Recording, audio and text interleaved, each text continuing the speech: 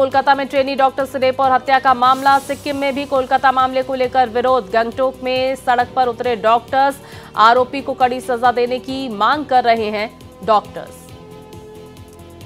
तो गंगटोक में सड़क पर डॉक्टर्स का ये प्रदर्शन, कड़ी सजा देने की मांग आरोपी को करते हुए ये डॉक्टर्स।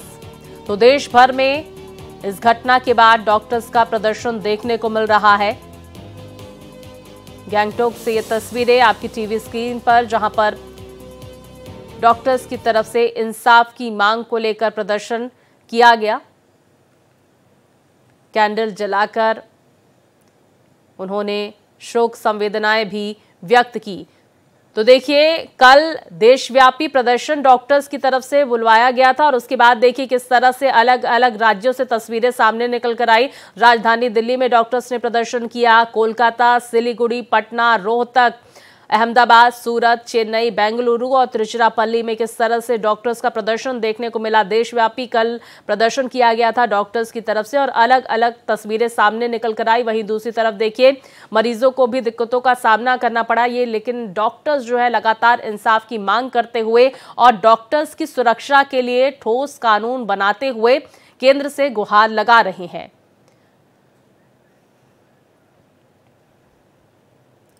और ज्यादा जानकारी के साथ मेरे सहयोगी रमेश हमारे साथ जुड़ गए हैं। रमेश, देखिए बड़ी अपडेट सामने निकल कर आ रही है। डॉक्टर्स का जो हड़ताल है, प्रदर्शन है, वो खत्म हो गई है। केंद्र को एक लेटर भी लिखा गया है आईएमए की तरफ से। दूसरी तरफ कोलकाता से जानकारी आ रही है आरजीकर मेडिकल कॉलेज के आसपास धारा 163 लागू कर दी गई है। क्या अपडेट आपके पास?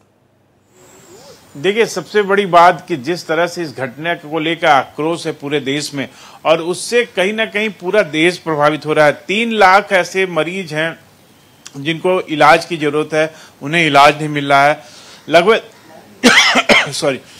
2,500 से अधिक ऑपरेशन नहीं हो पा रहे हैं और इसके बावजूद हड़ताल जो सुबह आईएमए द्वारा की गई थी 6 बजे सुबह से लेके आज सुबह 6 बजे तक, वो समाप्त हो गई है। पर डॉक्टर अभी भी विरोध प्रदर्शन में है। डॉक्टरों का कहना है कि जब तक उनकी सुरक्षा की जो मांग है वो लिखित में पूरी नहीं हो जाती, तब तक उनकी हड़ताल जारी रहेगी। जहां तक कलकत्ता की बात है, कलकत्ता से सीबीआई के सूत्रों से बहुत गंभीर जानकारी सामने आ रही है। सीबीआई के सूत्रों का कहना है कि ये मामला सिर्फ गैंगरेप और मर्डर का नहीं है। इस हॉस्पिटल में ढेर सारे अवैध कार्य चल रहे थे, चाहे वो ड्रग्स का मामला हो, चाहे मानव अंग तस्करी का मसला हो, साथ ही साथ सेक्स रैकेट का भी कुछ सबूत मिले हैं। पूछताछ में जो जानकारी मिली है सूत्रों से, ये भी मिली है कि वहां पे इस तरह के सेक्स रैकेट भी चल रहे थे। अब देखना होगा कि सीबीआई की जांच में हॉस्पिटल से क्या क्या चीजें निकल के आ रही है, पर जो भी आरोप लग रहे हैं वो बहुत ही गंभीर लग रहे हैं और कई बार सबूतों को मिटाने की कोशिश की गई। जिस तरह से वहां कंस्ट्रक्शन का काम किया जा रहा था, जिस तरह से बाहर से 1000 लोगों की भीड़ आती है और वहां तोड़ फोड़ करती है, तो वहां इस तरह से दवा को लेकर भी तमाम स्मगलिंग और तमाम तरह के आरोप लग रहे हैं। जैसे जैसे सीबीआई की जांच आगे बढ़ेगी, चीजें और साफ होती चली जाएंगी। पर जो सबसे बड़ा सवाल है डॉक्टरों की सुरक्षा का, और पूरे देश के डॉक्टर सिर्फ और सिर्फ अपनी सुरक्षा की मांग कर रहे हैं। इसके साथ ही साथ आपको एक बड़ी जानकारी दें कि कल सिर्फ भारत में नहीं, बांग्लादेश की राजधानी ढाका में भी इस कलकत्ता की घटना को लेकर विरोध प्रदर्शन हुआ और मार्च निकला। तो पूरे देश में एक आक्रोश है और डॉक्टरों की सुरक्षा को लेकर देश का हर नागरिक चिंतित है। देखना होगा कि सरकार इसके लिए क्या कदम उठाती है। आज आपने रमेश कहा कि अभी भी विरोध जो है डॉक्टर्स का देखने को मिल रहा है। इस विरोध का असर कितना पड़ने वाला है जो तमाम जो हॉस्पिटल से संबंधित सेवाएं हैं उस पर? देखिए, अभी इमरजेंसी सेवा चल रही है। इमरजेंसी सेवा को डॉक्टरों ने नहीं रोका है, पर आपको बता दें कि हर दिन हर हॉस्पिटल में 400 से 500 मरीज आते हैं जो ओपीडी में अपना इलाज कराने के लिए आते हैं। साथ ही साथ तमाम हॉस्पिटलों में, दिल्ली में ही नहीं पूरे देश के हॉस्पिटलों में, जो भी सरकारी हॉस्पिटल हैं, वहां पे ऑपरेशन के पेशेंट आते हैं जिनका ऑपरेशन होता है डेली। दिल्ली में ही कम से कम 200 ऑपरेशन होते हैं, दिल्ली के जो भी सरकारी हॉस्पिटल हैं। तो वो सारी चीजें ठप पड़ी हुई हैं, सिर्फ इमरजेंसी सेवा चल रही है।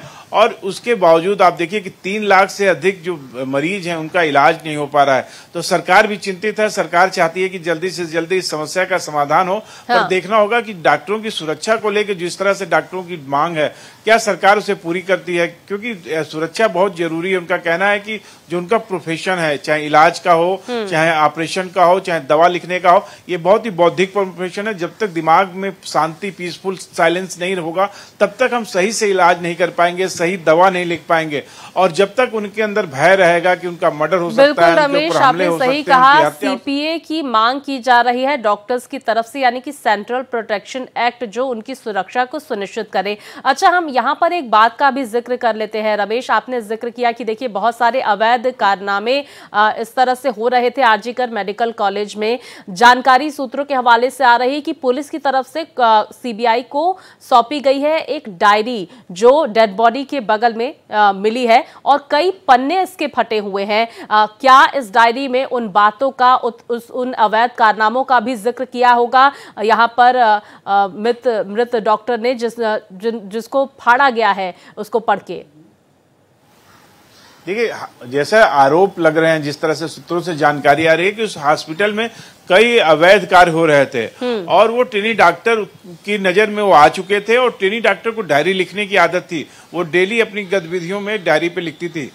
उस दिन भी डायरी उस ट्रेनी डॉक्टर के पास थे और उसमें से कुछ पन्ने फटे हुए हैं। वो पन्ने मिले नहीं हैं, वो पन्ने फटे हुए हैं। सीबीआई को शक है कि उस पन्नों पे उस ट्रेनी डॉक्टर ने कुछ गंभीर जो आरोप है हॉस्पिटल पे, उसके बारे में कुछ बात लिखी थी और वो ऐसा भी सीबीआई का कहना है, सीबीआई के अधिकारियों का, कि वो इसका खुलासा करने जा रही थी और इस खुलासे को करने को जाने के पहले ही, मतलब वो खुलासा करने से पहले ही उसको गैंग रेप करके उसकी हत्या कर दी जाती है और इस बात को वहीं दबाने की कोशिश की जाती है। पर मामला सिर्फ गैंग रेप और हत्या का नहीं है, मामला और गंभीर है। मानव अंग की तस्करी के आरोप हैं, उस हॉस्पिटल में सेक्स रैकेट चलने के आरोप हैं, उस हॉस्पिटल में ड्रग्स के आरोप हैं, साथ ही दवाओं को लेकर तमाम तरह के आरोप हैं। तो आरोपों का एक पूरा सिलसिला है, उसमें कोई एक आरोप भी नहीं। पर ये जांच चल रही है, जांच सीबीआई की जैसे जैसे आगे बढ़ेगी चीजें और स्पष्ट होती जाएंगी। स्वाति, बिल्कुल, देखिए स्थिति साफ होती हुई नजर आएगी, लेकिन अभी तक एक ही